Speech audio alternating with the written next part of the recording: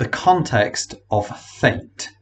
Society in Shakespeare's time was deeply religious. People believed in the great chain of being, which was a concept that God ordered everyone in society, from the angels to the plants and the rocks.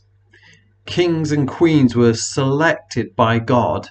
That was known as the divine right of kings, and their subjects were arranged beneath them in order of importance.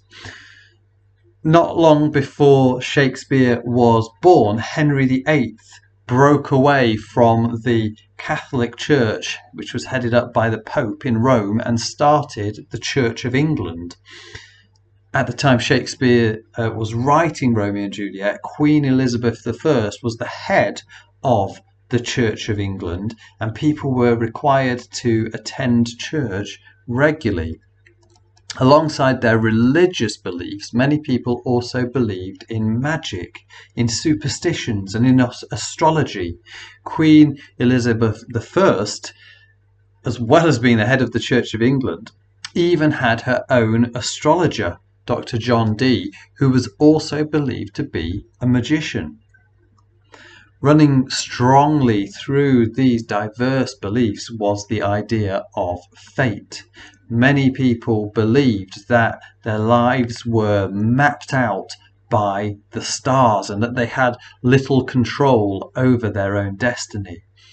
A popular image since medieval times was the Wheel of Fortune, a giant wheel spun by the goddess of fortune, which would randomly determine who was at the top and who was at the bottom in life.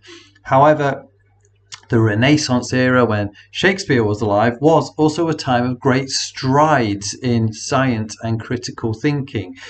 People were starting to explore notions of free will, the idea that we control our own destinies, not the stars or the goddess Fortune, but us ourselves. In Romeo and Juliet, Shakespeare prompts his audience to think about these ideas in detail.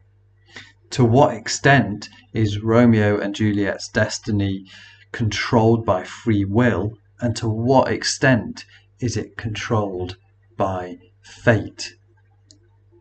That question is there for us to answer as viewers of the play. Don't forget that the information in this video is also available in written form in our Romeo and Juliet revision guide, and you can find that on the Twinkl website. You can also find a whole load more revision videos on our YouTube channel. Please check those out if this one is useful to you.